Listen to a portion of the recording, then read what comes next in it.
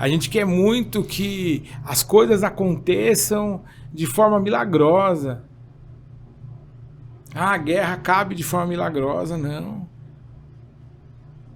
Eu acho que a gente precisa desejar seu milagre.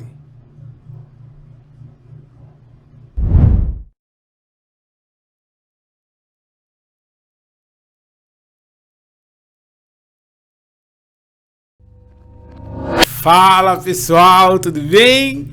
Recomeçamos aí com o Grace Podcast. Hoje a gente vai trazer um assunto polêmico. E aí você pode perguntar, poxa, mas o que vocês vão falar não tem a ver com social, com voluntário? Tem tudo a ver, né? A gente vai falar hoje sobre a crise no Oriente Médio, sobre a guerra de Gaza e o que isso tem a ver. Primeiro, que hoje quem realmente está fazendo algo de concreto são as organizações não governamentais. E a maior parte delas são cristãs.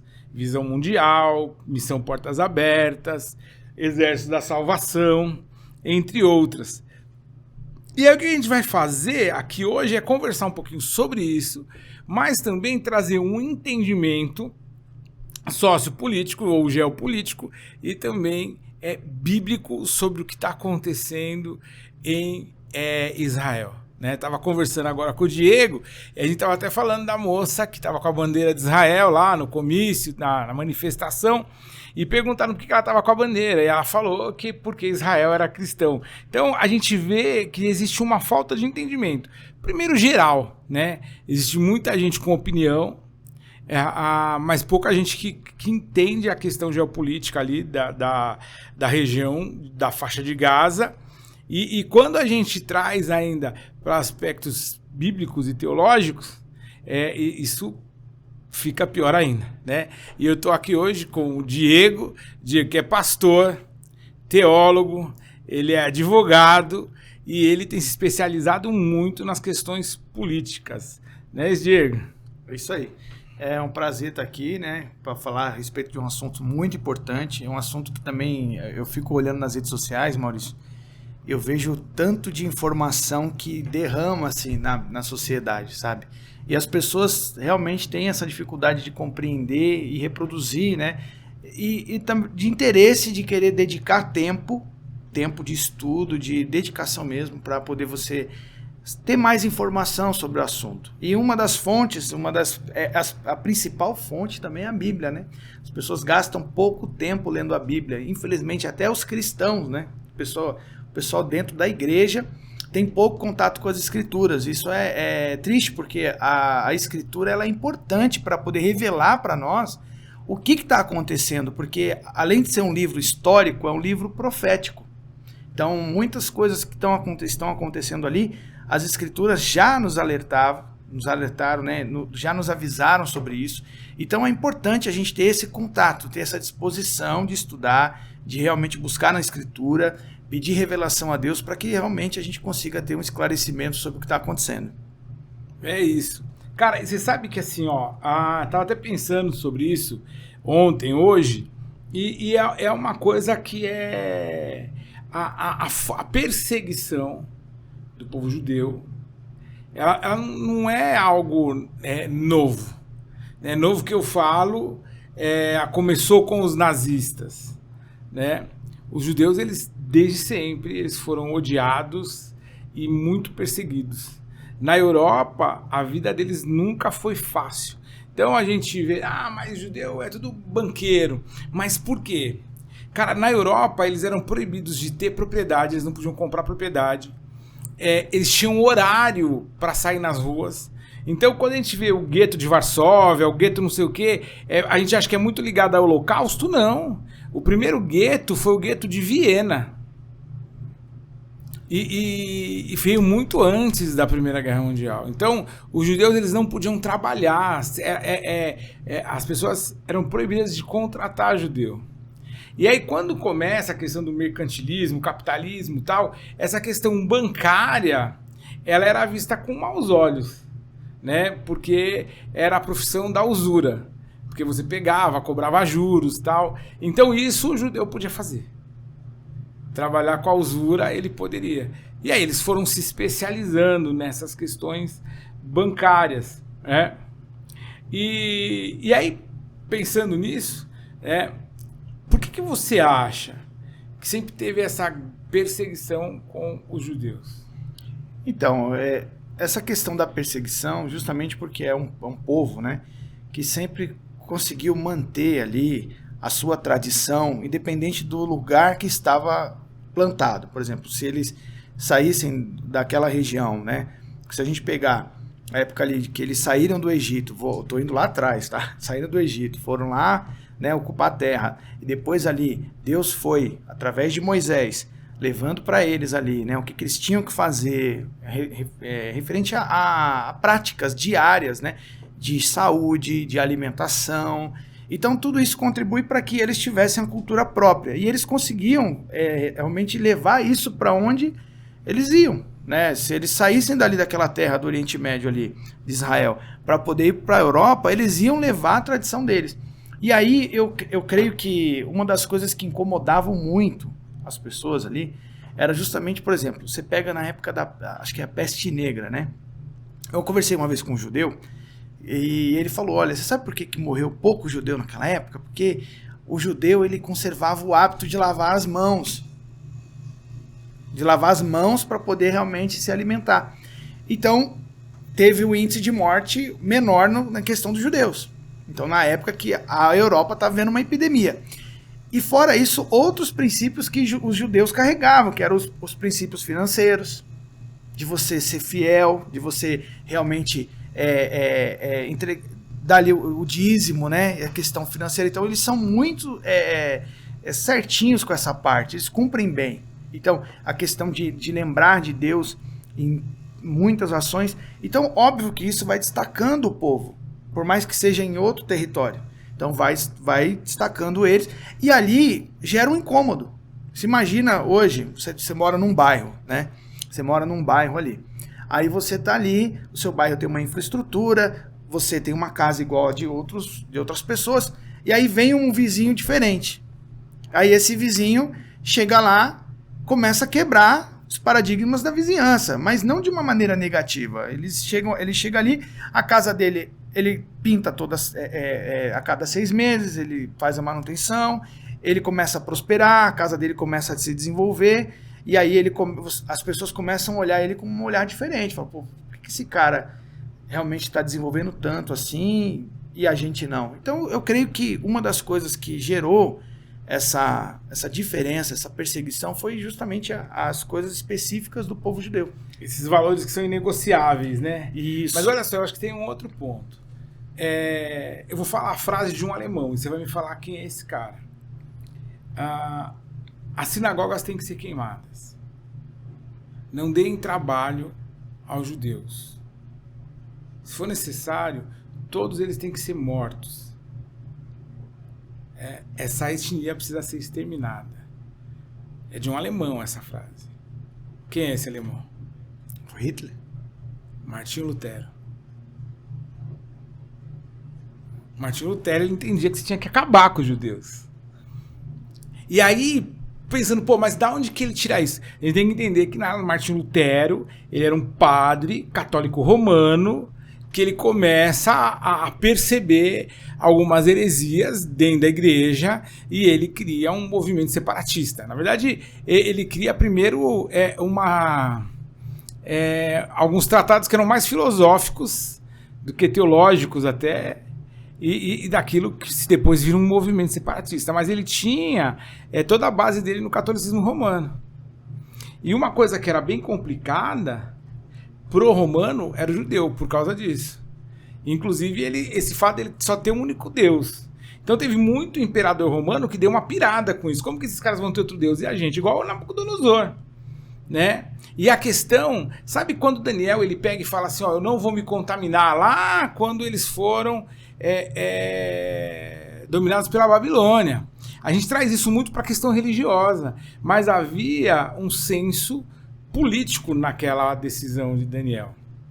O que Daniel entendia era que o povo precisava, em algum momento, criar um movimento de retorno. precisava ter alguma revolução que acontecesse para o povo sair da Babilônia e voltar para Israel. E ele percebia que essa ideia de Nabucodonosor era transformar a ideologia. Né? Você insere uma nova cultura. Então essa questão aí do marxismo cultural, as ideias do Gramsci, da escola de Frankfurt, Trotsky e tal, que você vai criando uma revolução a partir da cultura, ela é muito antiga. E essa era a ideia de Nabucodonosor, como foi a ideia de Alexandre o Grande. O que Alexandre fez? Criou a Biblioteca de Alexandria, pegou todos os livros de filosofia, de história, de religião, tal, do mundo antigo, e concentrou todo em Alexandria. Então eles começaram a dominar a cultura. E até então porque ele tinha um bom professor, né? Que era Aristóteles. Então, assim, aí o que acontece? Diocleciano, ele vai lá e as tropas romanas comandadas pelo general Tito, eles invadem Israel, Jerusalém, foi algo terrível que fizeram. Na verdade, quando Jesus ele fala da grande tribulação, mas ele fala antes que vai acontecer isso, ai das que estiverem grávidas, tomara que a fuga de vocês não se dê no inverno. Ele está falando sobre essa diáspora. Né? Tito ele cortava a barriga das mulheres vivas, grávidas, ele arrancava o feto, ele enfiava um filhote de porco, recosturava e depois sacrificava o porco dentro da barriga da mulher grávida no altar ali do templo. Né? Então esse foi o primeiro movimento. Depois Adriano ele decide acabar com a região da Judéia. Né? Então é uma forma de exterminar os judeus. E para isso ele ressurge uma etnia que já tinha acabado, que eram os filisteus. Porque como que eu vou apagar? Pegando o nome do principal inimigo, né? E dando o nome para a região.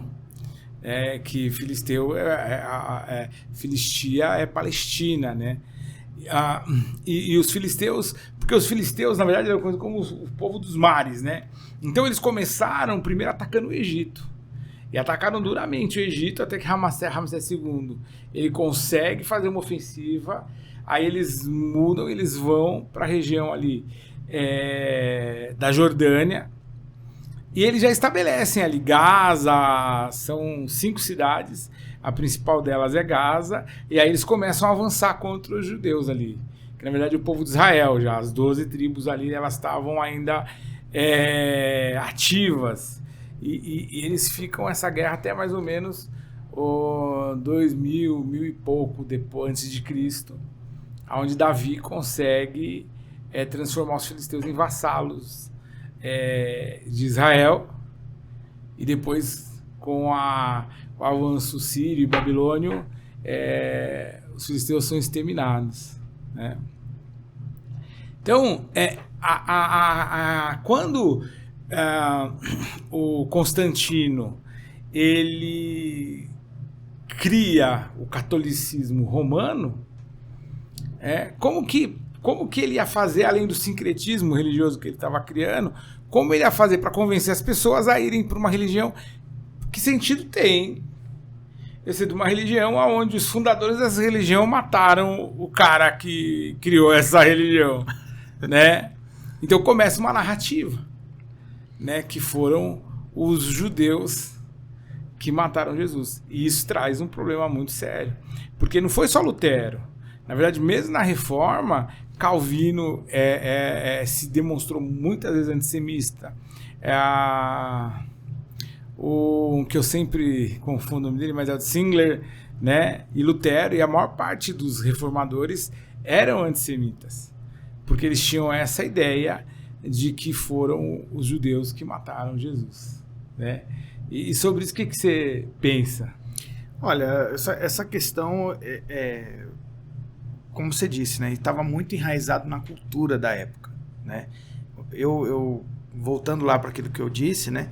Quando você é um povo, porque você pega o Pentateuco ali, por exemplo, Deuteronômio, né? Você pega ali Deus sendo sempre incisivo com o povo. Olha, não se misture com as práticas, cumpra o que eu estou te pedindo, o que eu estou ordenando para vocês. Isso fica enraizado na cultura do povo. E aí você tem um choque de cultura. Você tem um choque de cultura que é até natural, por mais que você inicie uma reforma, que não foi o caso de Lutero, ele tinha os erros dele, os problemas dele, porque também ele era envolvido por uma cultura. E aí você depois, vou dar um exemplo, né? Depois que Jesus é crucificado, tem uma grande perseguição em Roma, né? Tem uma grande perseguição em Roma. Por que essa perseguição? Justamente não só pelo fato deles serem cristãos, mas pelo fato também deles carregarem uma cultura judaica. E aí você incomoda essa galera que está ali, que até chega ao ponto de Constantino falar, não, peraí, dificilmente a gente consegue parar esses caras, eles são duros, realmente eles levam muito a sério essa questão de tradição dele, de cultura. Então vamos ali, né, trazer eles para perto. Era essa minha visão, né, que eu tenho. Então, quando você pega essa questão e vai levando de geração em geração, que foi o que aconteceu, por exemplo, a partir de Lutero, você chega até um cara que foi um dos maiores perseguidores também dos judeus, que foi Hitler. Hitler, agora adiantando um pouquinho na história, né, daquela questão, Hitler foi um cara que odiava os judeus desde a Primeira Guerra Mundial. O cara carregava um negócio ruim dentro dele, porque na cabeça dele, um dos motivos que a Alemanha foi derrotada na Primeira Guerra foi justamente por causa dos judeus. Mas ele tinha ainda essa ideia também, luterana ainda, que os cristãos, que ele exterminando o povo judeu, ele iria criar uma espécie de uma vingança, né? Uma vingança santa. Mas aí que está a questão, é por isso que é interessante essa questão da cultura, porque a cultura, por mais distorcida que seja, ela vai sendo replicada. E só para você ter uma ideia, quantas coisas nós estamos vivendo hoje, de narrativas que foram construídas, de coisas que foram construídas e são replicadas automaticamente. Nas escolas, por exemplo. Você vai na escola, você chega lá, eu gosto muito de me aprofundar a história do Brasil, por exemplo. A história do Brasil, todo mundo ouviu ali, muito tempo, como é que foi a independência do Brasil, que ele, né, Dom Pedro foi lá nas margens do Ipiranga, aquela coisa imponente, como quadro monstro, aí depois chega um outro historiador e fala, não foi nada daquilo. Então, mas aí é que tá. E aí, então, e isso faz parte dessa revolução cultural, porque existe um cara no Brasil chamado Caio Prado Júnior, historiador, que ele, e isso existem frases dele que falam isso, que ele iria reescrever a história do Brasil a partir de um viés socialista. E aí você começa a mexer estruturalmente nisso. Né? Eu acho que o grande problema é esse, né? E aí eu acho que Paulo, ele não resolve, porque se ele tivesse resolvido não tinha acontecido o que aconteceu. Mas ele fala algo, né? Que se mesmo que um anjo vindo do céu, ele apresente um evangelho diferente desse que foi escrito pelos apóstolos do Cordeiro, que ele seja maldito, né? Então, se a gente olhar os evangelhos, a gente não vê em momento nenhum, né, essa questão de ter que perseguir ou matar alguém, né? O evangelho ele propõe que só uma pessoa seja morta, né, a partir de Cristo, que seja eu. Eu preciso morrer. É o que Jesus fala para Nicodemos, né? Você vai ter que nascer de novo. E como que eu vou nascer se eu não morrer? E eu acho que é essa questão aonde a gente vai criando narrativas a partir de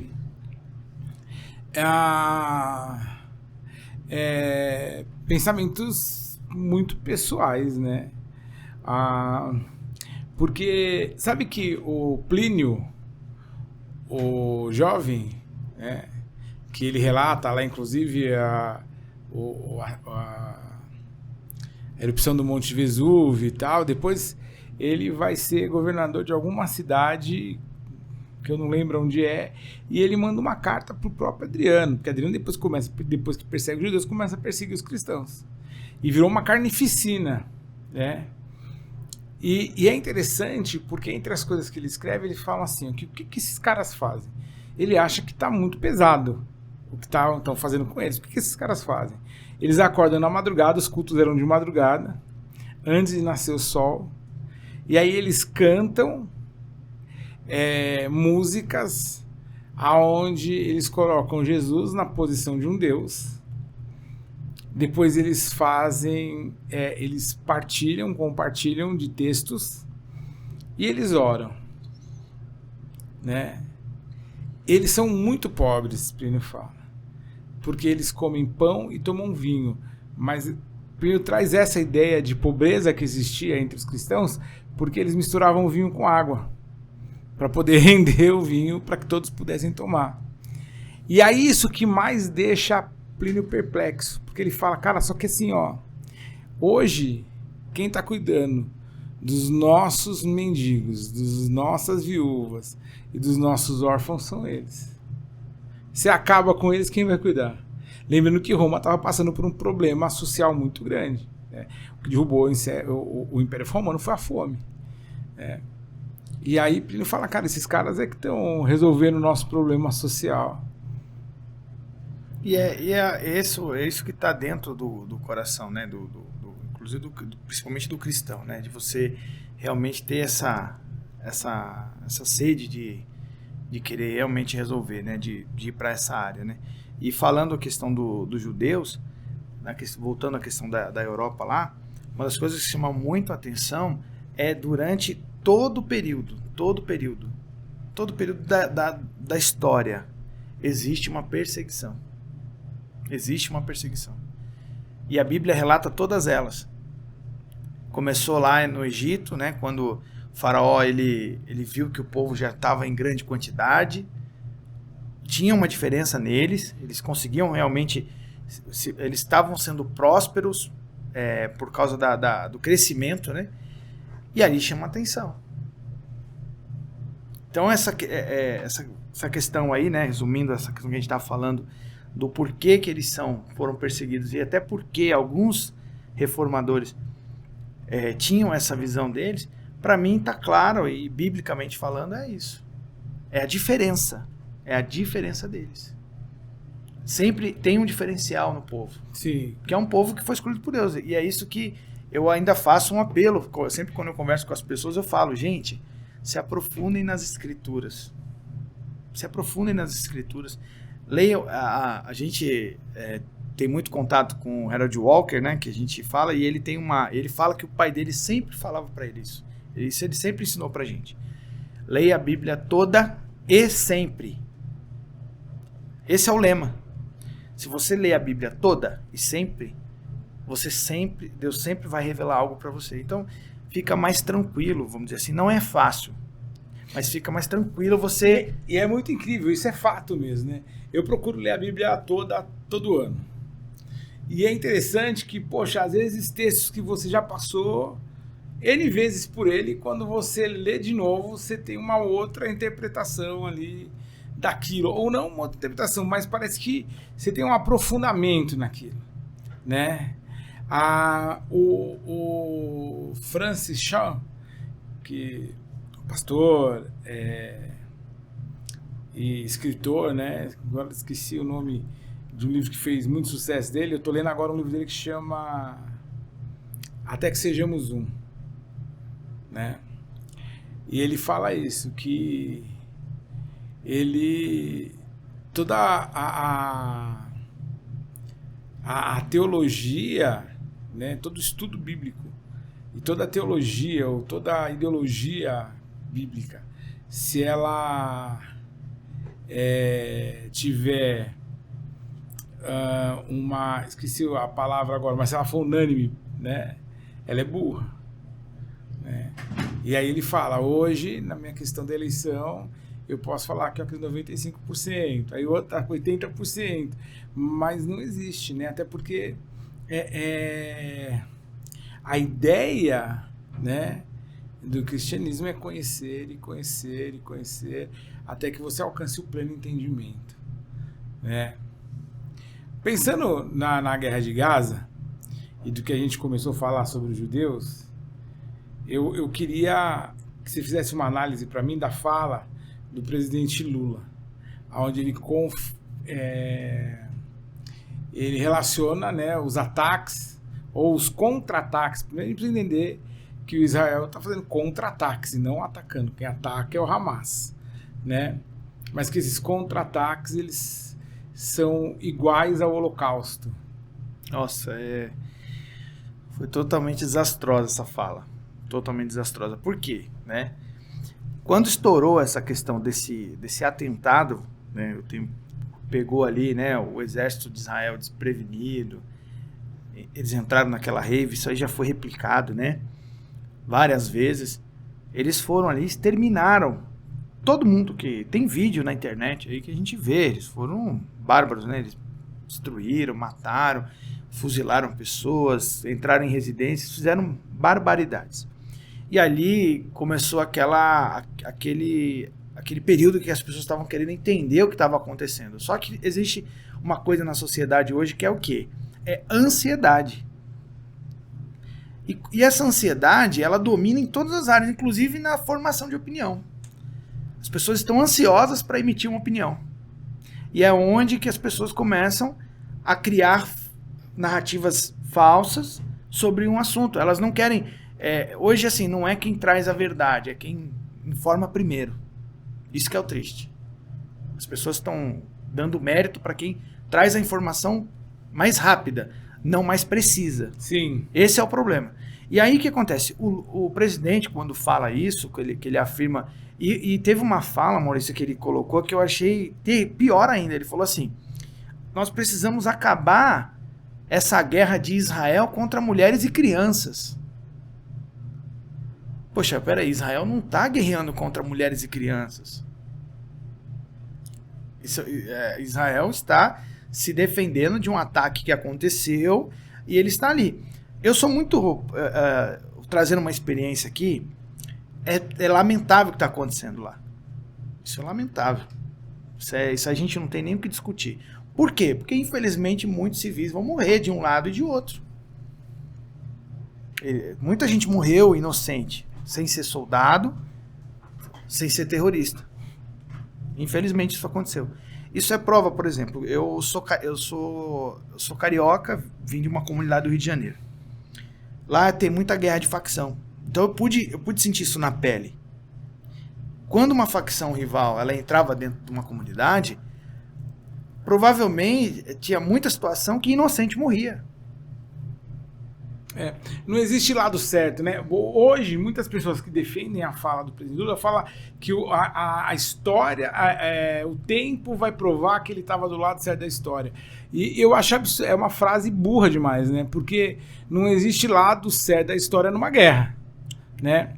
E uma outra coisa que é interessante e que pouco se fala é que, na verdade, quem começa com essa história, não de holocausto, mas de genocídio, que Israel estava fazendo um genocídio, foi a África do Sul. E a África do Sul, ela fez uma denúncia no Tribunal Internacional da ONU sobre isso, né? Alguns países referendaram essa denúncia, entre eles o Brasil. O Brasil já referendou isso lá atrás.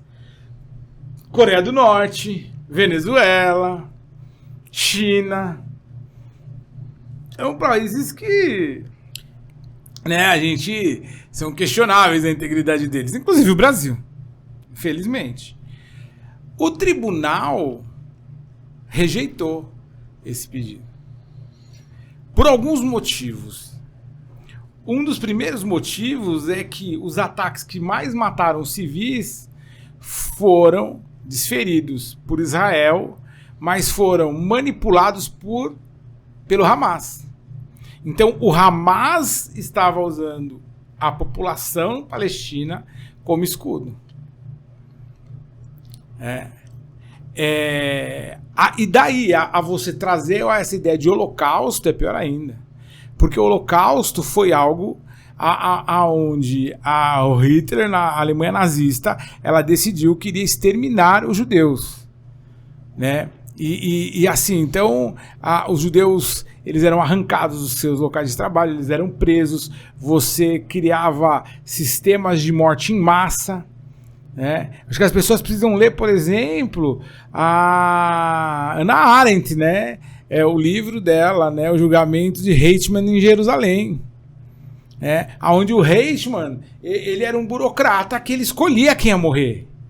Ele pegava as pessoas, os nomes, as histórias, as famílias, e ele montava uma logística da morte. Quem ia pras câmeras de gás e tal, não sei o quê. Que não tem nada a ver, né? Não existe uma estrutura, né, de holocausto. Isso que eu ia comentar. Né? Quando você pega a questão do Hitler, ele montou todo um esquema. Tinha estradas de ferro, né, trens que ligavam um campo ao outro para você levar, ter mais... ele criou um meio de produção de extermínio para poder exterminar os judeus. Além disso, também visando as propriedades e os bens deles. Então, assim, você pega... Qual que é a condição hoje de Israel? Por exemplo, quando estourou essa questão da guerra, o Clube Hebraica, ele trouxe o filho do Hamas, que escreveu um livro sobre isso, que é o Mossab, né? Yosef, alguma coisa assim, se não me falha a memória. E eu tive o privilégio de ir lá assistir essa palestra para ver o testemunho de um rapaz que saiu lá de dentro do Hamas. O que eles pensam? Por que eu quis ir nesse lugar lá? Para entender qual que era a cabeça deles. E uma coisa que me chamou muito a atenção, uma frase que ele disse: o Hamas ensina os seus filhos, que na verdade assim, que ele era filho de um dos fundadores, né? Ele falou assim: o meu pai mais odiava Israel do que me amava. Porque eles ensinam os filhos, eles ensinam todas as gerações a aniquilação de Israel. E aí, pelo lado contrário, Israel recebeu ele como um filho de um dos fundadores do Hamas. Israel recebeu, não só ele, mas como outros que saíram da faixa de Gaza, que entraram no país e estão tocando as suas vidas normalmente. E a gente precisa entender também o que é ali a Palestina, né? Primeiro, que o Estado palestino ele já é rachado. Então, parte do Estado palestino, ele é governado pelo Fatah, que é a autoridade palestina. E outra parte é governada pelo Hamas. Então, eu acho até muita inocência falar um grupo terrorista. Não. É o Estado governante, né? É o sistema político que governa a Palestina. Ele não é só um grupo terrorista. Hoje o Hamas, ele governa a Palestina. Ganhou eleições diretas, inclusive, justamente por isso. Porque eles pregavam o aniquilamento de Israel e aí eles tiveram votos, assim, eles ganharam. E aí, a partir daí, eles dominaram e nunca mais teve eleição e tal, não sei o quê. Eu acho que é até um risco que a gente acaba correndo, né? E assim, a gente vai se informando. Por exemplo, eu sigo um rapaz que o nome dele é Rafael, ele é brasileiro e tá como soldado de Israel e ele tá na frente de batalha. Então, ele posta diariamente informações, o que está acontecendo. E os relatos deles é bem interessante.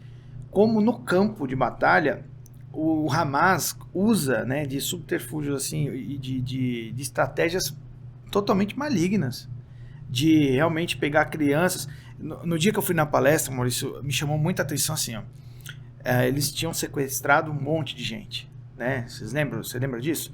Que o pessoal do Hamas entrou lá, sequestrou um pessoal, sequestrou bebê, sequestrou criança, adolescente, idosos, mulheres e crianças, estupraram. Tem 130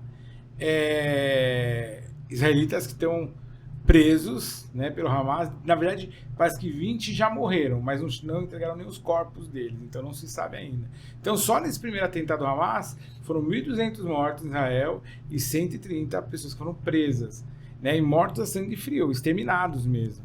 Que é diferente, né, do que um... Então, e aí você pega assim, se você for pegar a fala do presidente Lula, né, de falar que o que Israel está falando é o Holocausto, equiparar o Holocausto, você está indo em duas estradas perigosas. Ou você está relativizando o Holocausto, dizendo que o Holocausto foi simplesmente uma ofensiva que o Hitler usou para se defender, né? Porque é isso que Israel está fazendo hoje, está avançando para uma defesa, certo? Então, ele está relativizando. Ou ele está dizendo o seguinte, que Israel tem um plano arquitetado para exterminar todos os palestinos que moram naquela região. É mais, eu acho que é mais ainda, né? É uma fala que ela traz um peso muito grande, porque é a mesma coisa que chegar e falar assim, olha, você é tão mal quanto Hitler. Você é tão mal quanto o cara que exterminou seu avô, seu pai. Sabe? É coisa de moleque. Sabe briga de moleque? Onde estão dois caras brigando? Porque o Lula, ele não ajuda nada e ninguém fazendo isso. Ele é aquele moleque que coloca a mão entre dois moleques que estão brigando e fala assim, ó, quem cuspir primeiro vai ganhar. E a hora que o cara vai cuspir, ele tira a mão pra cuspir na cara do outro e os dois brigarem. Então ele tá aguçando algo. Primeiro, porque ele tá criando uma narrativa e deformando. Porque o que a gente precisa entender é que, primeiro, na guerra, a gente não tá aqui defendendo Israel. Não tem lado certo na guerra. Segundo, que o que os civis que estão no meio disso tudo precisam é uma informação e alguém que resolva a situação. Eu já entendo que a guerra, ela existe quando faltam homens. Então o que acontece? O século XVIII, XIX foi um século de crescimento científico, de não sei o que, de conforto, que criou um monte de moleque que foi pra guerra. 2 guerras os caras criaram, mundial. Né? E aí veio todo um tempo ali onde houve um amadurecimento, e aí quando chegou na década de 60, 70, de novo entrou numa situação de conforto, aonde criou-se um monte de moleque. Hoje existe uma fragilidade da masculinidade. Então eu acho que as guerras existem porque faltam homens. Na verdade eu vou te falar, existem hoje bordéis porque faltam homens. Se tivesse homem suficiente, não tinha prostituta. E aí tem uma frase que agora eu vou tentar lembrar aqui, né? Que fala, né, que homens fortes criam tempos fáceis criam homens fracos, e homens fracos criam tempos difíceis. É um ciclo. Aí tempos difíceis criam homens fortes. E assim vai girando. E assim, uma coisa que me assusta muito, eu como brasileiro, eu até sinto bastante vergonha disso, porque nós temos um presidente, né, que em nenhum momento se manifestou contra o outro lado. Então fica nítido que o papel do Brasil hoje não é pela diplomacia. Não é. Ele tem um lado, ele já escolheu um lado. Então, por exemplo, quando ele fala que Israel está... Até porque, cara, se é genocídio o que está acontecendo na Palestina, em Gaza, é genocídio o que está acontecendo na Ucrânia. Porque parece que não tem mais guerra na Ucrânia. Mas é que eles usam a palavra genocídio o tempo todo para poder criar justamente narrativa, né? Então, fala assim, você tem que usar palavras... Então, por que ele... Para mim, assim, ele não... Acho que quando ele soltou essa questão do Holocausto, aí muita gente da imprensa começou a falar que foi um deslize, foi uma palavra mal pensada, ele deveria foi improviso... Mas, para mim, né, dentro do meu entendimento, foi pensado. Totalmente. Porque é nítido que hoje o pessoal, os partidos, né, que são considerados de esquerda, eles usam palavras-chave para repercutir de alguma forma, para embasar aquilo que eles acreditam. Então, é muito por isso que fala genocídio, holocausto, negacionista. Então você começa a replicar essas palavras, que aí você consegue alimentar uma militância e essa militância começar a reproduzir. Golpista, né? Golpista. Então você pega palavras-chave e começa a falar. Você é contra a democracia. quantas pessoas eu tive realmente embate de discutir, a pessoa não sabe o que significa democracia. E ela fala que certas pessoas são contra a democracia. Cara, mas eu vou falar pra você. O Aristóteles já falava isso, né? Que a democracia é a degradação da república. O sistema democrático brasileiro, ele tá falido, né? A gente for pensar em termos de contratos sociais, né? Quando você falou de Israel, eu até lembrei. O que acontece é que lá no deserto foi estabelecido um contrato social tão bem feito que dura até hoje, né? E a gente vai pensar nos filósofos contratuais. O que o Thomas Hobbes fala? Que se o Estado, se você não consegue dormir de porta aberta, o Estado está falido, né? Então, olha só. Artigo 1º da Constituição brasileira fala o quê? Que todo poder emana do povo e por ele é exercido de forma direta ou a partir dos seus representantes eleitos. Vamos lá. Primeira coisa. Proporcionalidade dos votos. Já quebra o 1º artigo da Constituição. Porque se eu tiver votos suficientes para ser eleito, não é isso? Mas o meu partido não conseguir chegar, eu não chego. Porque eu tenho um número de cadeiras. Então um cara que é muito bem votado no partido, ele leva quem não teve votos suficientes. Vamos pegar o Rodrigo Maia, nas eleições passadas. O Rodrigo Maia ele não teve votação suficiente para se eleger deputado federal, mas ele entrou por essa proporcionalidade. Aí chega lá no dia de formar a mesa diretora, eles votam e colocam ele como presidente da Câmara, ou seja, ele é o terceiro na linha de sucessão presidencial, um cara que não foi eleito pelo povo. Então o sistema democrático brasileiro está falido. A Constituição pode rasgar, porque não existe mais. A gente tem um Supremo que tem um poder de decisão maior que o presidente da República. Um Supremo que não foi eleito diretamente. E que nem a maior parte deles hoje não são nem indicados pelo presidente que está oficialmente eleito. E esse cara, ele manda mais que o presidente. Manda mais que todos os poderes. Ou seja, a democracia brasileira é falida. É que a Constituição foi escrita, né, por juristas, né? Então, eu acho que na época, quando a Constituição começou, ali o poder constituinte se juntou, teve ali uma construção mais puxada para o judiciário, você entende? Porque foi escrita por juristas. Então eu li um livro chamado... Não, mas você entende isso que eu estou te falando? Por exemplo, todo poder emana do povo e por ele é exercido diretamente dos seus representantes eleitos. Hoje, boa parte dos parlamentares, né, ou do poder, tanto do executivo não, mas do poder legislativo, não é eleito legalmente. Eu não votei no cara. O cara não teve voto suficiente para entrar. Mas tá lá. Mas tá lá. E tá votando. Mas o que me assusta mais, Maurício, é a questão do desequilíbrio. Hoje, escancarado, que você citou aí, o desequilíbrio entre os poderes. Por que me assusta muito? Porque hoje se criou um poder moderador. Na época da pandemia, quando a competência estava no executivo ali, nacional, né, vamos dizer assim, na União, né, você tinha ali a liberdade de você não exigir máscara das pessoas. Não estou entrando no mérito aqui de saúde, se a máscara é boa ou não. Não sou médico. Mas veio uma determinação da União, que era competente para isso. E aí vinha o poder moderador, que eu chamo desse jeito, que é o STF, falava não, quem vai decidir agora, quem quiser.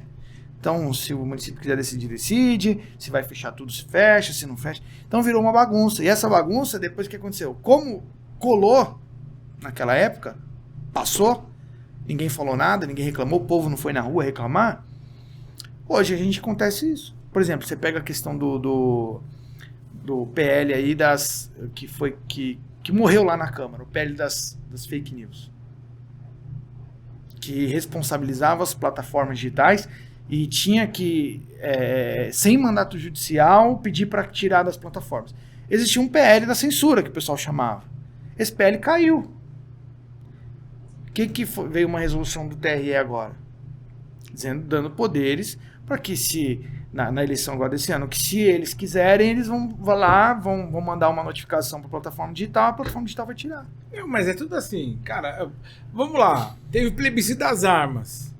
O que ganhou no plebiscito? Então... Você entende? Eu não estou falando que é desse governo, é sempre. E hoje a gente vive, na verdade, uma ditadura do judiciário. Não é? E coisas, por exemplo, eles não conseguem provar que o dia 8 foram atos golpistas. Aquilo foi algo bizarro, detestável, nojento de acontecer, mas a única coisa que eles conseguem provar é que teve atos de vândalo lá. Pessoas idiotas, imbecis. Só que não tem crime para imbecil. Não. Aí, se você pegar... então, nem do judiciário hoje você tem você percebe que não é nem porque foi feito por jurista, mas os caras estão rasgando a Constituição. Qual é o crime de vandalismo? De 6 a 8 meses de detenção, não é isso?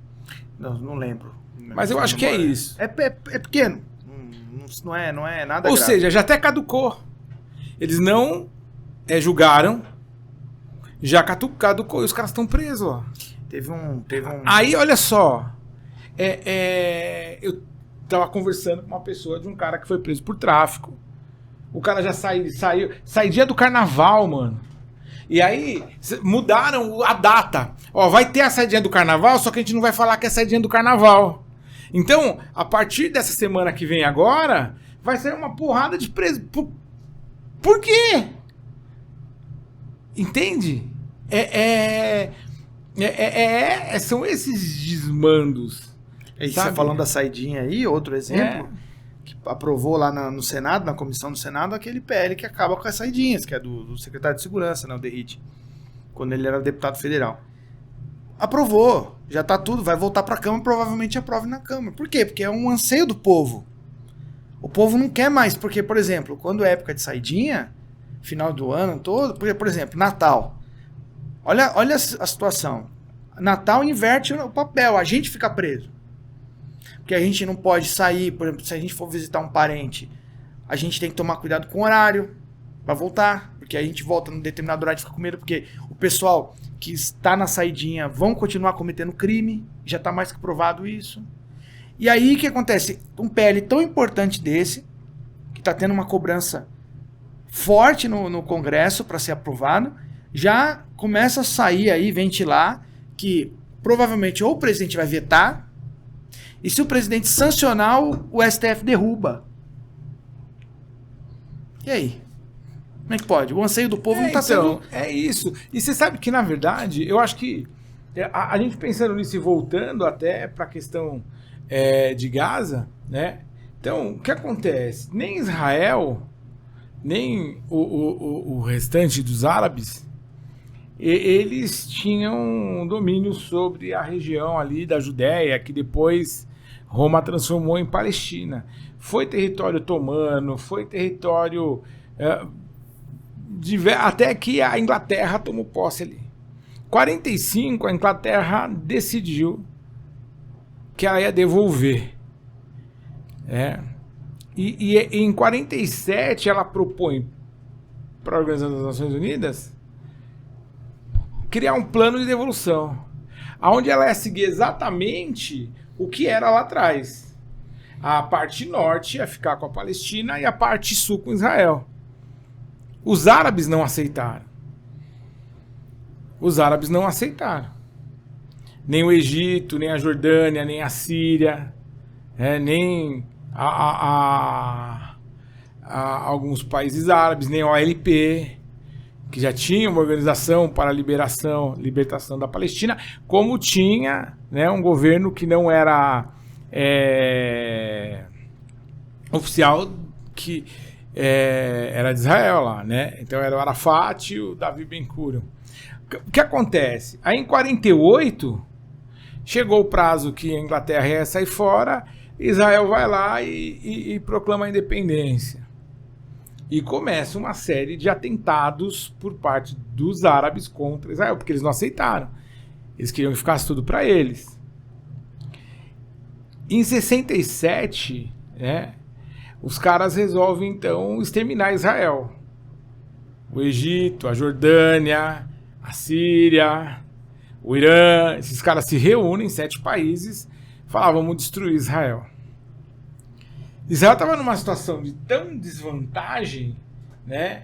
Ele tinha 1/3 do poder bélico que o restante dos 7 países tinha. E sem contar que o que ele tinha era sucata, né? Dos Estados Unidos. Era uma nação que estava começando, né? Praticamente. Mas, então, e estava começando, só que, por exemplo, do mesmo jeito que existem hoje os embargos, em Cuba existiam os embargos em Israel americanos.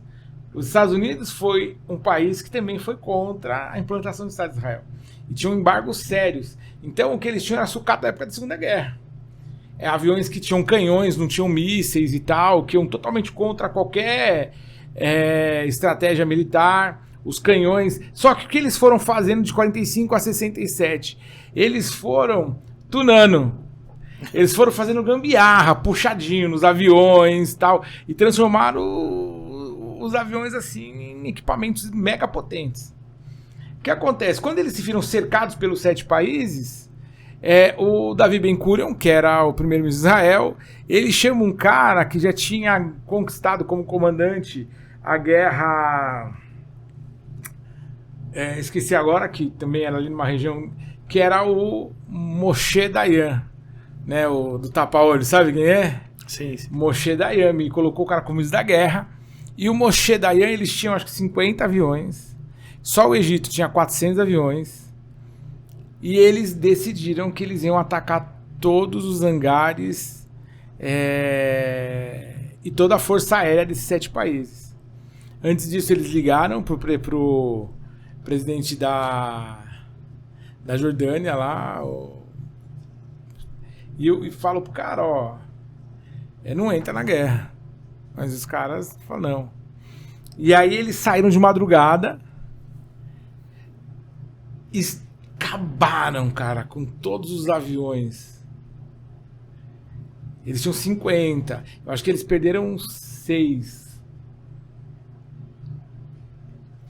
E aí, com isso, eles conseguiram avançar para Jerusalém. Eles tomaram o Museu Rockefeller em Jerusalém, fizeram a base, o comando de guerra de Israel. Só para você ter uma ideia, o número de soldados dessa coalizão árabe era de 250 mil. Israel tinha 100 mil soldados. E em 6 dias, eles conseguiram acabar com os ataques, e serem vitoriosos e aí consolidar o Estado de Israel. No dia seguinte, os Estados Unidos quebrou os embargos porque queria entender como que eles conseguiram fazer aquelas sucatas, né, virarem máquinas de guerra e tal. E de lá para cá, o que acontece é que várias vezes houve um movimento de Israel. A ONU tentou criar o governo palestino, o Estado palestino. Houve um movimento de Israel. Israel, inclusive, abriu mão de algumas áreas. Em 95, Israel saiu de Gaza, deixou sob a autoridade palestina o governo de Gaza, e aí foi quando o Hamas assumiu o poder de metade e começou ataques contra Israel, que teve lá a Primavera Árabe e tal, aquelas questões todas. Então sempre houve um movimento de Israel em aceitar, né, a divisão. É que os árabes e o Hamas não querem. Eles não querem. Eles não querem. Então, se existe um movimento genocida hoje, esse movimento existe por parte do Hamas. Então, assim, desde que eles começaram, sempre se criou uma cultura, né? Isso o próprio Mossab falou lá. Ele falou, se cria uma cultura muito forte de destruição e aniquilação dos judeus. E aí você pega essa palavra aniquilação, destruição dos judeus, você pode encaixar ela lá na filosofia de Hitler, que era realmente a mesma proposta. E aí falando, por exemplo, dessa guerra que Israel enfrentou contra os povos árabes, aí você vai lá, é por isso que eu ainda reforça aqui a questão da leitura bíblica, né? Olha que interessante aqui em Deuteronômio 20, que fala assim, a partir do verso... Deus, ele dá para Israel as leis sobre a guerra, sobre guerra. E começa já no capítulo 1, já no versículo 1, né, que fala assim: quando vocês forem à guerra contra os seus inimigos e virem cavalos e carros e um exército maior que o seu, não tenham medo, pois o Senhor, o seu Deus, que os tirou do Egito, estará com vocês. E nesse sentido, aí é para os que creem, houveram várias questões que aconteceram na Guerra dos 6 Dias, né? E que podem ser uma série de coincidências ou pode ser um ato milagroso. Primeiro, que o Moshe Dayan, ele saiu com os aviões sabendo que não vai voltar nenhum avião. Mas o que ele queria, de alguma forma, proteger o povo, mostrar que eles não estavam de brincadeira. Mas o que acontece é que, uma semana antes, o Egito trocou todos os generais. E esses caras, eles ainda não estavam acostumados com o mapeamento de defesa e tal. E isso foi muito complicado para que eles pudessem exercer um contra-ataque. Uma outra coisa é que a Jordânia, que foi a primeira que percebeu os ataques, ela mandou um código, né, Morse, só que o cara que estava mandando o código, mandou o código errado. Então até eles pegarem o código, tentar assimilar o código, mandar de volta, falar, tá errado, tal, deu um gap de 4 horas que foi necessário para eles fazerem todo o estrago. Então houveram uma série de situações onde os árabes foram confundidos, né? Agora, uma coisa que eu acho que a gente precisa entender também é que é o que Paulo fala lá em Romanos, no capítulo 9. Né? Eu acho que a questão hoje, que é muito bizarra até, é essa judaização do evangelho. Né? E aí fala, porque Jesus era judeu e tal. Trazem muito. Agora estamos dizendo Jesus era palestino, né? A gente fala, não, ele não era judeu, ele era refugiado palestino. Né? Jesus, ele era Deus. Quem matou Jesus? Ele se entregou.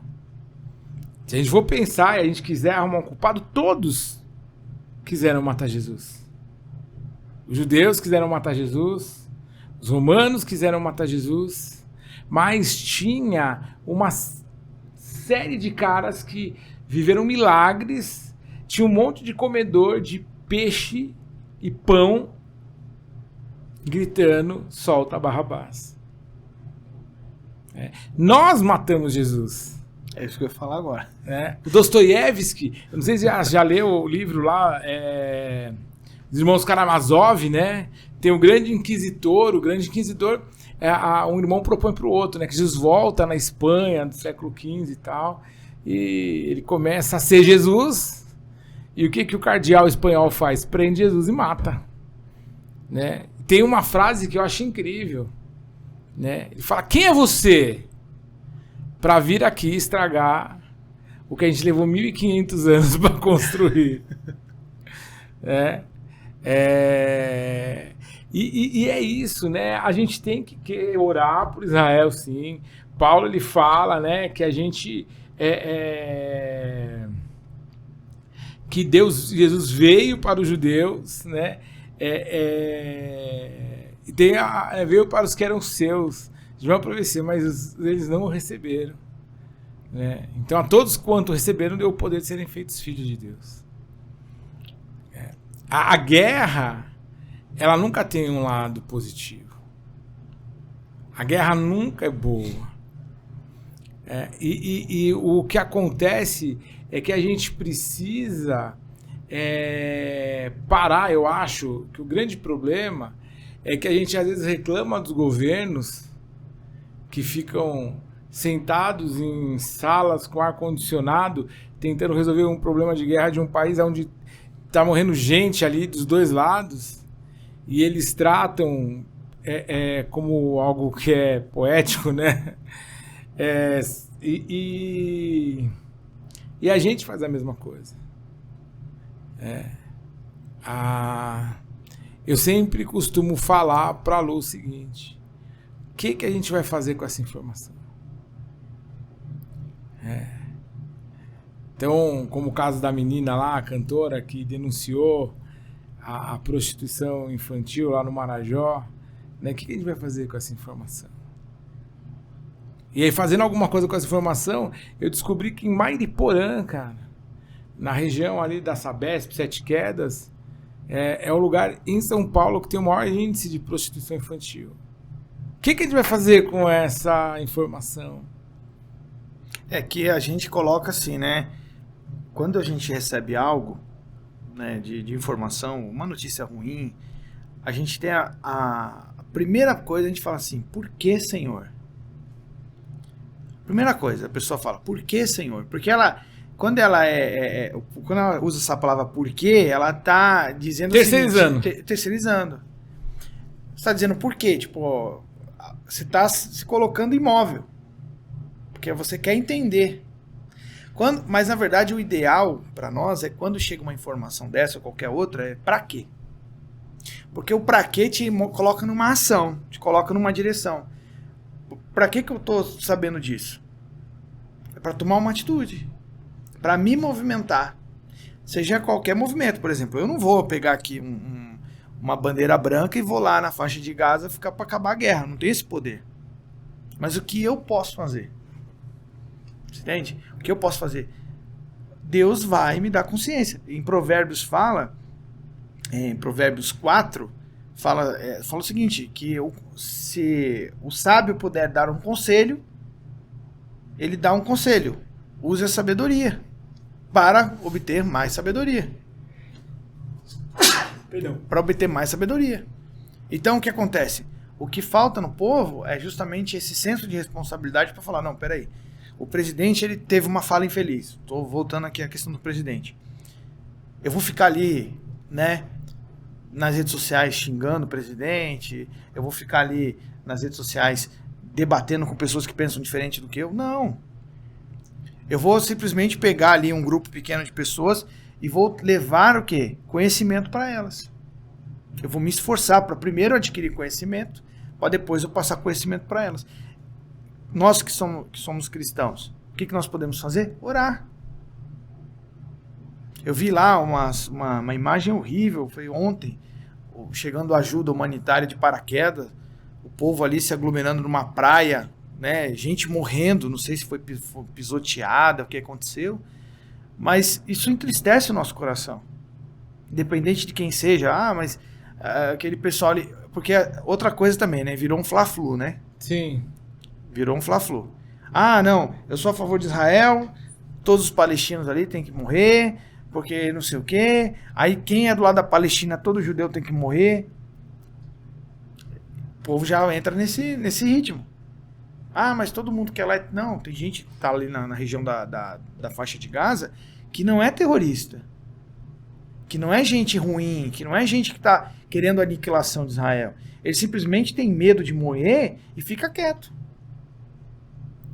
Fica quieto. Porque quem é que vai dominar aquele pensamento, aquela cultura da região? Não é todo mundo. É uma galerinha ali que tem influência, partidos, né, que atuam Sim. naquela região. O pessoal vai começar a pressionar. Por quê? Porque eles têm o quê? Uma coisa que é a ruindade no coração, né? Eles não têm pudor nenhum de pegar um fuzil e fuzilar 4, 5 pessoas. Isso gera medo na população. E aí o pessoal vai dançar conforme a música. Então a gente tem que realmente, como cristão, ter cautela, ter equilíbrio, pedir os frutos do Espírito para poder nos nortear nessas questões e realmente pedir a Deus, falar: Senhor, me dá sabedoria para lidar com isso, porque todos nós somos responsáveis. Não adianta terceirizar a responsabilidade, porque as informações chegam todo o tempo. Você abre o Instagram, tem informação de todo tipo. Hoje em dia é assim, você escolhe a verdade que você quer. É uma prateleira ali, você escolhe a verdade que você quer, que mais te agrada. Se você quiser achar que o Hamas é uma vítima na história, tem informação para isso. Você abre um site lá de notícia, vai estar falando bem do Hamas. Vai falar que o Hamas só está se defendendo. Se você for em outro site, vai falar que Israel tem razão. E assim vai. Só que como é que você vai destrinchar isso? Através do conhecimento. Através da sabedoria. E uma fonte de sabedoria que eu levo isso, né, todos os dias da minha vida e trago para dentro do meu coração é a palavra. É a palavra de Deus. Para você realmente ter sabedoria e conhecimento daquilo que... Porque uma das coisas, Maurício, que o povo não entende. Eu discuti com uma colega, assim, debati, né? Uma colega uma vez, ela quis falar para mim o seguinte: o Israel de hoje não é o mesmo Israel da Bíblia. Ela usou esse termo. Aí eu falei assim, mas o Deus de antes é o mesmo Deus de hoje. É que, na verdade, existe também, acho que, uma narrativa nisso, né? Israel é o mesmo Israel da Bíblia. Israel, a etnia, né? Se você fizer testes de DNA, são os mesmos. A grande questão é que eles talvez não creiam como os que criam, né? A grande maioria é ateu, a gente falou isso, tem messiânico e tal. Mas a grande questão está justamente aí, em você querer escolher lado. A gente está sempre querendo escolher lado, né? Eu vou falar uma coisa para você. Eu acho que o pior do que a gente ter um cara como Lula no governo é a gente olhar e ver as pessoas falarem que a nossa única salvação é um Bolsonaro. Né? Percebe que isso é uma imbecilidade. A gente está virando... a nossa geração talvez seja a geração mais imbecil da história. Né? Mais propensa a polaridades, né? Sim. E isso a gente vai criando novos gaudilhos, novos... O problema é que os gaudilhos antigos, eles pelo menos eram mais inteligentes, talvez. Hoje são imbecis. Né? Porque a questão é essa, né? Eu vejo as pessoas defenderem os outros só quando é ideologicamente adequado. Né? Se não for ideologicamente adequado, eu não vou defender. Né? Esse eu acho que é o grande ponto, né? E assim, tem um missionário que na Inglaterra estavam morrendo muitos mineiros nas minas de carvão e tal, e morrendo sem Jesus. E aí ele chega na igreja e ele fala: eu vou descer as minas, quem vai segurar a corda? Parafraseando esse missionário, o Paul Washer, ele fala que só existem duas formas de você construir o reino: ou é descer no poço ou segurando a corda. Então, eu acho que ao invés da igreja ficar e das pessoas querendo ver qual lado defender, existem hoje várias instituições que estão lá. Tem missionário hoje lá na faixa de Gaza. Não só pregando, mas sendo a pregação, sendo a Bíblia, né? Hoje tem um monte de cristão querendo ser pregador da palavra, mas a gente não quer ser a Bíblia que é pregada todos os dias. Então hoje tem muito missionário na faixa de Gaza, muitas pessoas que estão lá sendo a Bíblia. Elas estão chorando com os que choram. Porque não existe lado certo numa guerra. Agora a gente tem que curar as feridas. E algum risco é necessário correr. Eu sempre olho para a história do bom samaritano. Aquele cara que foi lá e parou no meio do caminho para acolher o samaritano, ele correu riscos. Ele estava numa região de ladrões, salteadores. Mas ele desceu lá. Ele investiu.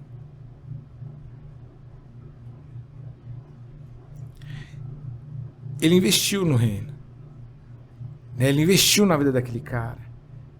Porque ele pegou azeite que era para uso pessoal dele, para aliviar a dor daquele cara. Ele pegou roupa dele e rasgou para fazer faixa, para fazer curativo no cara. Ele deixou o cara lá na pousada. Sabe, então a gente precisa parar de terceirizar nas pequenas coisas.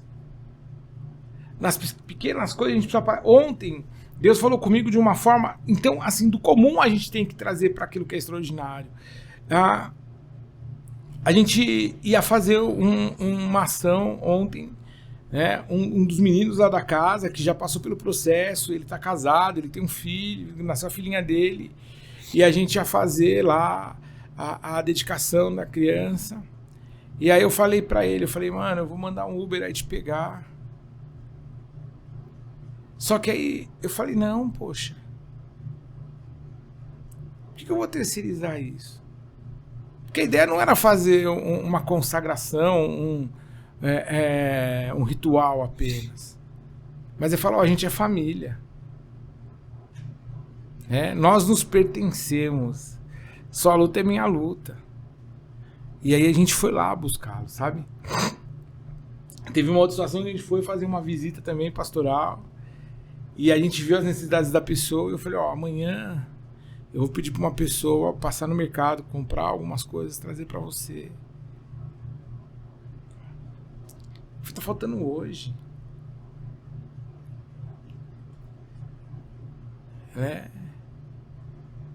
Então eu vou hoje lá. Eu vou fazer. A gente quer muito terceirizar as coisas.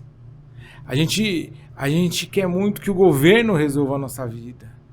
A gente quer muito que as coisas aconteçam de forma milagrosa. A guerra acabe de forma milagrosa, não. Eu acho que a gente precisa desejar ser o milagre.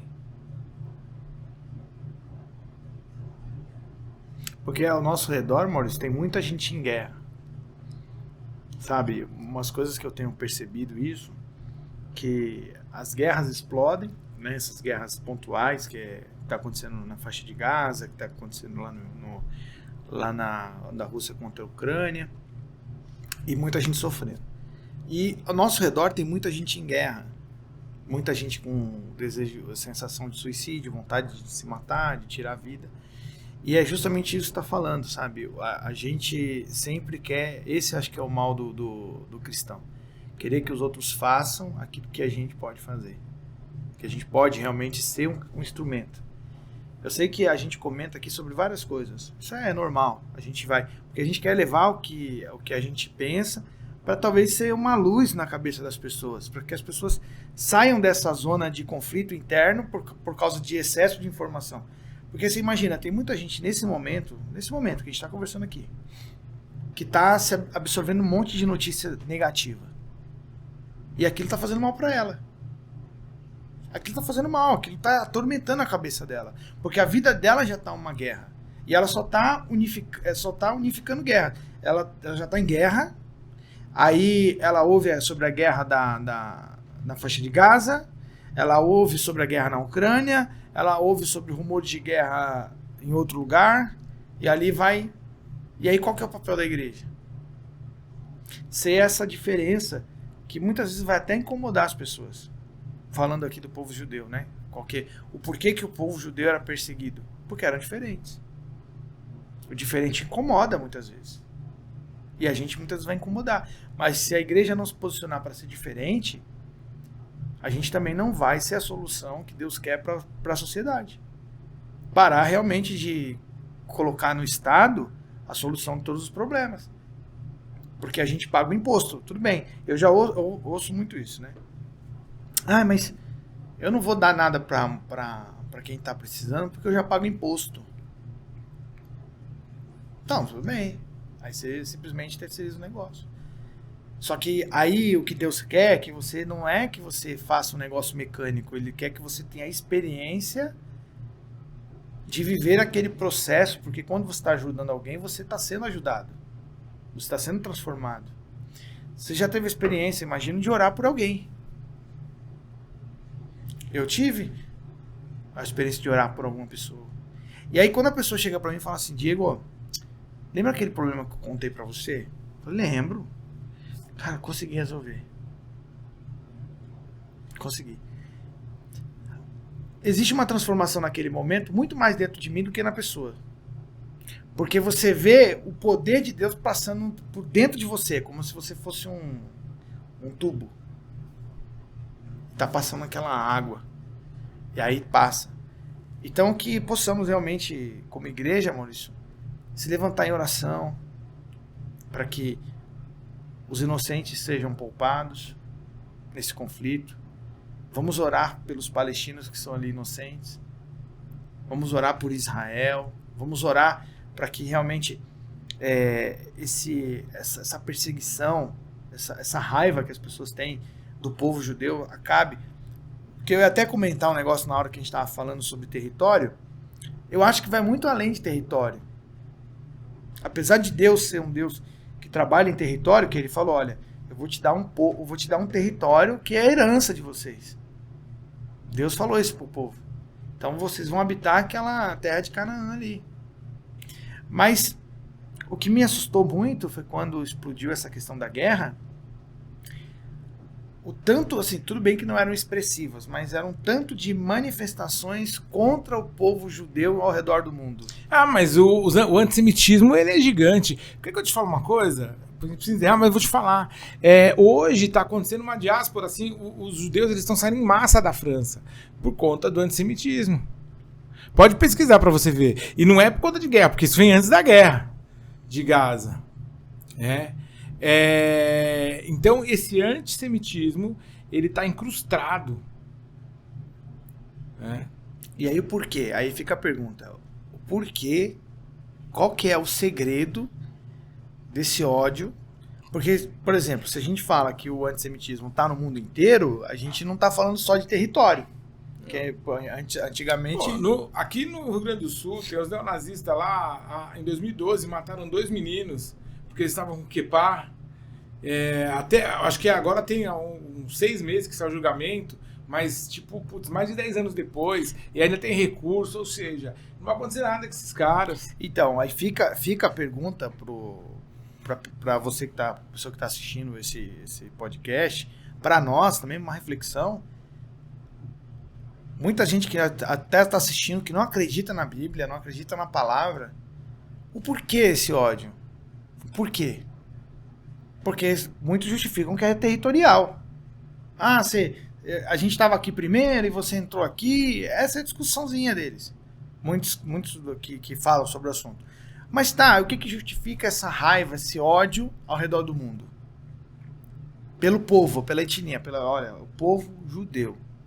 Nós odiamos esse povo. Fica a pergunta. Isso é uma pergunta que eu também não tenho a resposta.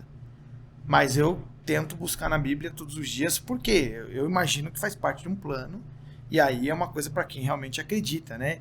Na luta do bem contra o mal, do plano de Deus e o plano inimigo. Para mim, essa é a única resposta. Mas é que possamos ter esse ímpeto de querer buscar essas respostas em Deus, na palavra, para entender e para realmente ter mais propriedade nesse assunto. Para não ferir pessoas. Porque, por exemplo, o Lula, através de uma fala irresponsável, impensada, entre aspas, né? Impensada até certo ponto, como eu falei aqui, eu acredito que não foi tão impensada assim. Quantas pessoas ele feriu? Pessoas que perderam os avós, os bisavós, justamente no Holocausto. E agora Israel se defendendo. E quantos soldados israelenses ele feriu? Pessoas que estão, por exemplo, quando o Lula teve essa fala, só para a gente já encerrar aqui, quando o Lula teve essa fala, esse rapaz que estava na frente de batalha, que está na frente de batalha, ele comentou, ele falou quanto feriu o coração dele essa fala. Sim, é o que eu falei lá da Hannah Arendt, né? Ele colocou todos os soldados na mesma condição do Eichmann, né? E esse soldado, Maurício, ele é recém-casado, ele é casado e ele tem uma filha recém-nascida. E ele tá indo defender um povo que foi atacado. E ele tá indo no campo de batalha, ele tá entrando na faixa de Gaza e vendo o terrorista do Hamas esquartejando pessoas, bebês, corpos esquartejados, pessoas fuziladas, palestinos que estão sendo feitos de escudo humano. E aí você pega o presidente dizendo o quê? Que ele, como soldado, está fazendo guerra contra mulheres e crianças. Aí não dá, né? É difícil. Você sabe que, eu vou achar uma frase aqui pra gente encerrar, mas o que eu vejo, na verdade, é que enquanto a gente fica nessa questão ideológica e nessa polarização, a gente tem vivido um mundo que está instável.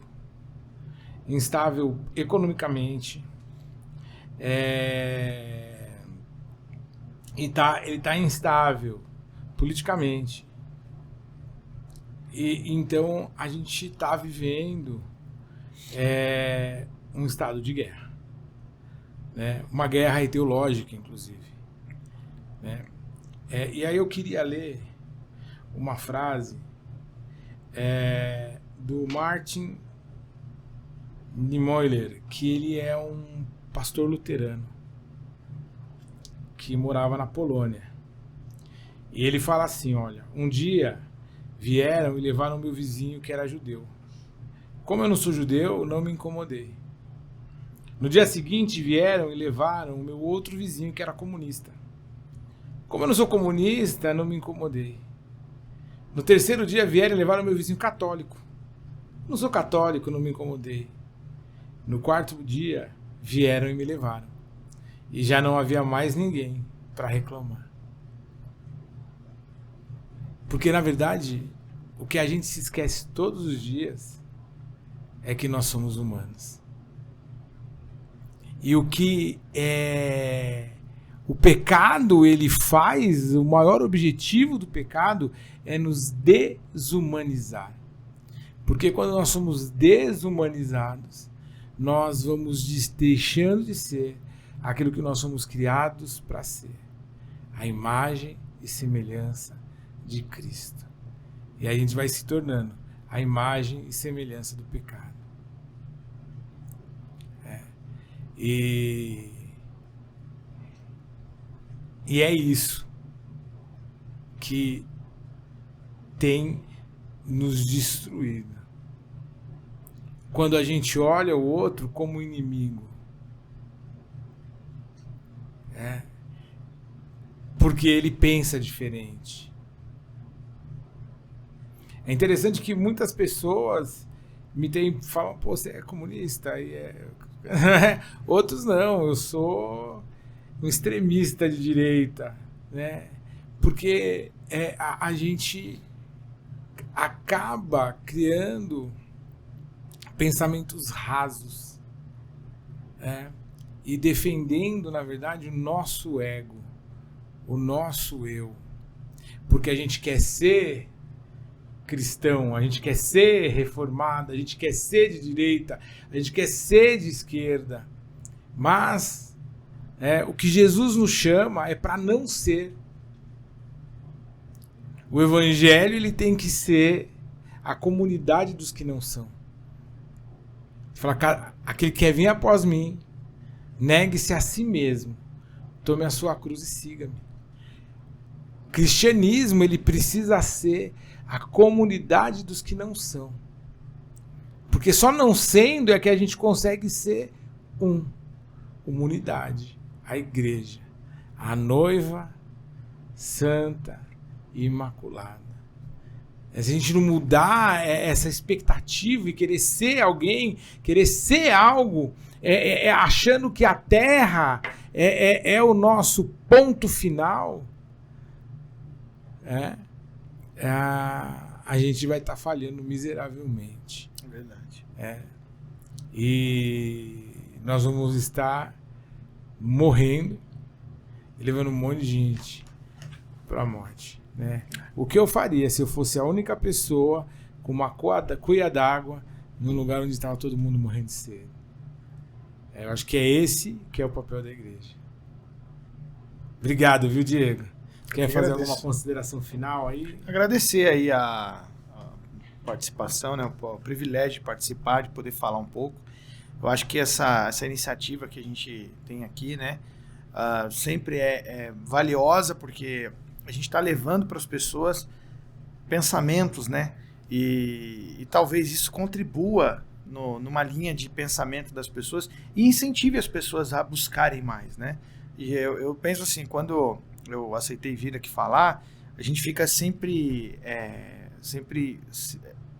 preocupado, porque a gente vai emitir opinião e muitas vezes a gente não tem razão. Muitas vezes a gente não tem razão. Mas nós estamos aqui não é só para ter razão, é para incentivar as pessoas a criar uma linha de pensamento. Porque, por exemplo, às vezes eu falei alguma coisa aqui, a pessoa foi lá, foi estudar e falou, não, peraí, eu discordo de você. Nisso aqui eu concordo, nisso aqui eu discordo. Mas você foi um gatilho para aquela pessoa ir correr atrás da informação. Isso é importante nos dias de hoje. É por isso que nós, cristãos, levamos a Bíblia para o culto. Não para ficar refutando o pastor o tempo todo na hora da mensagem, mas que o pastor no seu sermão nos estimule a buscar as escrituras, a verdade que liberta. Então, eu creio que esse programa, esse podcast é muito importante para isso, porque para estimular pessoas a buscarem conhecimento, sabedoria, buscar a Deus e entender em Deus o chamado delas na área social, na área política, na área jurídica, na área da saúde, seja qual área for, mas entender que nós cristãos temos um papel essencial na sociedade, de formar opinião, de construir uma sociedade forte, de realmente fazer alguma coisa pelo nosso próximo. Não rotulando pessoas, como você falou, né? A gente muitas vezes rotula as pessoas, mas entendendo que o nosso irmão é a imagem e semelhança de Deus, assim como nós somos. E aí, agradecer aí o privilégio de participar mesmo. Foi uma bênção, creio que me edificou bastante também tudo aquilo que a gente conversou aqui. Bacana. Pessoal, obrigado. Semana que vem a gente vai ter um podcast onde a gente vai falar sobre o projeto que o Instituto apoia lá no Sertão. Então, fica ligado aí. Se você gostou do conteúdo, curte, compartilha, segue a gente lá, @Instituto para quem precisa, @Chinengodoy.